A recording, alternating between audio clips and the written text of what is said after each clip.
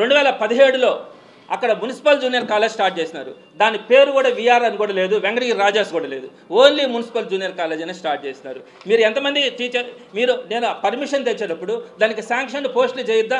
ఒక్క sanction post కూడా municipal junior కాలేజీకి చేయాల. ప్రిన్సిపల్ కూడా లేడు. ప్రిన్సిపల్ కూడా ఎవరు? మీ కాలేజీలో ఉండేటువంటి నాగేశ్వరరావు అనే వ్యక్తిని తీసుకొని అక్కడ ప్రిన్సిపల్గా పెట్టి మీరు విఆర్ కాలేజీలో జూనియర్ కాలేజ్ స్టార్ట్ చేసినారు. ఒక్క లెక్చరర్ని కూడా మీరు పోస్ట్ని శాంక్షన్ చేయించుకోవాలి. పైపెచ్చు మైనారిటీలకు సంబంధించి పిఎన్ఎం జూనియర్ కాలేజ్ అని చెప్పి పిఎన్ఎం స్కూల్లో ఒకటి స్టార్ట్ చేస్తారు. దానికైతే అసలు పర్మిషనే లేదు. ఈ రోజుకి కూడా దాన్ని చక్కగా వైఎస్ఆర్సీపీ గవర్నమెంట్లో కూడా రన్ చేసినాం. ఈ రెండింటికి కలిపి ఒకే పర్మిషన్ పెట్టినారు, ఒక్క పోస్ట్ కూడా శాంక్షన్ లేదు. పైపెచ్చు మీరు ఆప్కాస్ ద్వారా ఎక్కడ కూడా ఆంధ్ర రాష్ట్ర చరిత్రలో ఒక జూనియర్ లెక్చరర్ని ఆప్కాస్ ద్వారా తీసుకోలే. మరి ఆప్కాస్ ద్వారా రిక్రూట్ చేసుకోవాల్సిన పరిస్థితి వచ్చింది. ఎందుకని? మీరు ఎలక్షన్స్లో ఓడిపోగానే ఆ టీచర్స్ని వెనక 2020 నుంచి మీరు వెనక్కి వెళ్ళిపోయినారు. ఆ టీచర్స్ అంతా కూడా, లెక్చరర్స్ అంతా కూడా వెళ్ళిపోతే ఏం చేయాలా? వైఎస్ఆర్సీపీ మూసేలా ఆ లెక్చరర్స్ని ఆప్కాస్ ద్వారా తీసుకొని వాళ్ళందరినీ కూడా ఎక్కడ కూడా వాళ్ళకి ఇబ్బంది లేకుండా రన్ చేసినారు. ఇంకోటి కూడా చెప్తా ఉండా, మీరు residential junior college municipal junior college పెట్టినారు కదా 2017లో, ఆ రోజుకి పర్మిషన్ లేకుండా పెట్టినారు. పెట్టి 2018 జనవరిలో మీకు పర్మిషన్ వచ్చింది. దానికి సంబంధించి ఒక గవర్నమెంట్ సెక్టార్లో మనం ఒక ఇనిషియేషన్ స్టార్ట్ చేసేటప్పుడు పర్మిషన్ కూడా ఉండాలి. సరే, అది కూడా తెచ్చుకున్నారు. రెసిడెన్షియల్ కాలేజ్ పెట్టినారు. అక్కడ రెసిడెన్షియల్ కాలేజ్ అంటే ఫుడ్ పెట్టడానికి ఎంత అవుతుందండి? బయట ఫుడ్ పీజీలతో సహా ఎంత అవుతుంది? 3000-4000కి వస్తుంది కదా. 3 పూట్ల భోజనం పెట్టడానికి వేరే వాళ్ళకి కాంట్రాక్ట్కి ఇస్తే, విఎంఆర్ క్యాటరింగ్స్ వాళ్ళకి ఇస్తే ఒక్కొక్క పిల్లోడికి 7,000 రూపాయలు ఇచ్చినారండి. ఒక్కొక్క స్టూడెంట్కి ఓన్లీ భోజనం తెచ్చిపెట్టిన దానికి. సో ఈ డేటా కూడా తెలుస్తూ ఉన్నాను. సో ఇట్లా మీరు ఆ రోజు తెస్తే నేను మీకు డీటెయిల్స్ కూడా ఇస్తాను.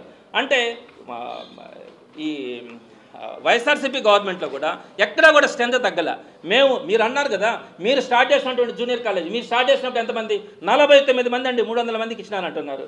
ఆ తర్వాత మా గవర్నమెంట్లో 137, 157, 148, 137, 126, 135, 108, 183, ఇప్పుడు 148కి వచ్చింది.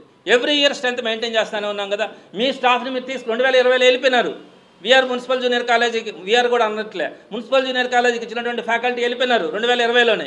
అయినా రన్ చేస్తుంది కదా, మంచి రిజల్ట్ ఇచ్చింది కదా. ఎక్కడ చంపేసింది? ఒక్క శాంక్షన్ పోస్ట్ అయినా. పోనీ ఈ రోజుకి మీరు ఆ మున్సిపల్ జూనియర్ కాలేజీ మీరే కదా ప్రారంభించింది.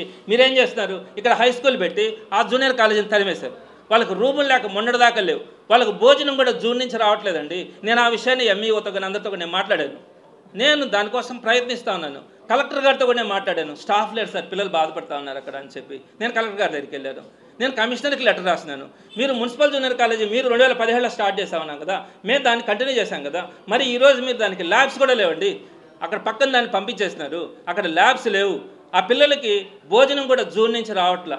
మరి మిడ్ డే మీల్స్ అంటారు, మిడ్ డే మీల్స్ రావట్లా. అదేవిధంగా వాళ్ళకి టెక్స్ట్ బుక్స్ అన్ని జూనియర్ కాలేజెస్కి వచ్చినాయి. వాళ్ళు దొంగతనంగా తెచ్చుకున్నారండి. అంటే అక్కడ మిగిలిపోయినటివి తీసుకొని వచ్చి ఆ జూనియర్ కాలేజీలో ఇచ్చుకున్నారు. అంటే మామూలుగా గవర్నమెంట్ వాళ్ళకి ఫ్రీ బుక్స్ ఇస్తారు కదా, వాళ్ళకి ఆ ఫ్రీ బుక్స్ కూడా తెచ్చుకుంటే ఆర్ఐఓ మళ్ళీ అడిగాడంట, మీకు ఇచ్చిన బుక్స్ లెక్కలోకి రావు, మీకు అసలు బుక్స్ కూడా రావు, ఆ బుక్స్ వెనక తెచ్చింది అంటారు. పాప మా టీచర్స్ బంగపోయి వాళ్ళంటికి బతిలాడే వాళ్ళకి ఆ టెక్స్ట్ బుక్స్ తెచ్చిచ్చినారు. ఎందుకని? అది సిస్టంలో లేకుండా చేస్తూ ఉంటారు మీరు దాన్ని. మీరు స్టార్ట్ చేశారు కదా, మేము చంపేసా ఉన్నారు. మేము చంపలేదే, దాన్ని అది శుద్ధంగా జరుగుతూ ఉంది కదా. మరి మీరు ఈరోజు ఆ గవర్నమెంట్ జూనియర్ కాలేజీని మీరు ఏం చేస్తున్నారు? అసలు గవర్నమెంట్ స్కూల్స్ ఎన్ని ఉన్నాయి టౌన్లో తెలుసా మీకు? ఎంత చక్కగా ఉన్నాయి. అసలు గవర్నమెంట్ జూనియర్ కాలేజీ లేదు. ఎక్కడుంది? ఒక కేఎస్సీ ఒకటి తప్ప ఎంటైర్ కార్పొరేషన్లో ఇంకొక గవర్నమెంట్ జూనియర్ కాలేజ్ కో ఎడ్యుకేషన్కి లేదు. ఒక జూనియర్ కాలేజ్ ఉంటే డీకేడబ్ల్యూ, అది ఓన్లీ ఫర్ గర్ల్స్. ఎక్కడైనా ఉందా? మరి జూనియర్ కాలేజీని డెవలప్ చేసుకోవాలి కదా మనం. గవర్నమెంట్ స్కూల్స్ బాగున్నాయి, సరే మీరు చేస్తూ ఉన్నారు, మేము సంతోషపడతాం. మీరు గవర్నమెంట్ జూనియర్ కాలేజీని మీరు ప్రారంభించింది మేము కొనసాగిస్తే కూడా మీరు ఈరోజు దానికి సంబంధించినటువంటిది ఎటువంటిది కూడా మీరు పట్టించుకోవట్లా. సో ఇన్ని సమస్యలు ఉన్నాయి. ఇంకా కూడా కొన్ని సమస్యలు నేను డిస్కస్ చేయొచ్చు, కానీ సమయం వచ్చినప్పుడు సందర్భం వచ్చినప్పుడు చెప్తున్నాను. కానీ నేను ఇప్పుడు ఒకటే డిమాండ్ చేస్తూ ఉన్నాను, ఏదైనా కూడా మీరు ఒక పద్ధతి ప్రకారం చేయండి. మా ఇష్ట ప్రకారం మాకు అధికారం ఉంది, మేము ఏమైనా చేస్తే చెల్లుబాటు అవుతుందంటే ఎవరు కూడా చూస్తూ ఊరుకునే పరిస్థితి అయితే ఉండదని చెప్తా ఉన్నాను. నేను ఏ ఒక్కటి కూడా నేను ఇంత గ్యాదర్ చేస్తున్నాను కదా, ఈ రోజుకి ఏ ఒక్కరి దగ్గరైనా చిన్న మాట అయినా నాన్న ఎంఈఓకి ఎన్నిసార్లు ఫోన్ చేస్తుంటానో కనుక్కోండి, సార్ టీచర్స్ లేరు సార్ ఇబ్బంది పడతా ఉన్నారని. హెచ్ఎంకి ఎన్నిసార్లు కాల్ చేస్తుంటానో కనుక్కోండి. కమిషనర్ అంటే మన మాట వినడు, ఆయన కంప్లీట్గా ఆయన చేయాల్సింది ఆయన చేస్తూ ఉంటారు. ఆయనకి నేను ఎప్పుడు కూడా చేయలే. కలెక్టర్ గారి దగ్గరికి కూడా పోయి చెప్తాను. ఎందుకు చెప్తాం? సమాజం బాగుండాలి, పేదలు బాగుండాలా, అందరూ కూడా చక్కగా చదువుకోవాలనే తపంతోనే చేస్తాం. అంతేగాని మీ ఇష్ట ప్రకారం మీరు చేసి ఇలా పద్ధతి కాదని కూడా తెలియజేస్తా ఉన్నాను.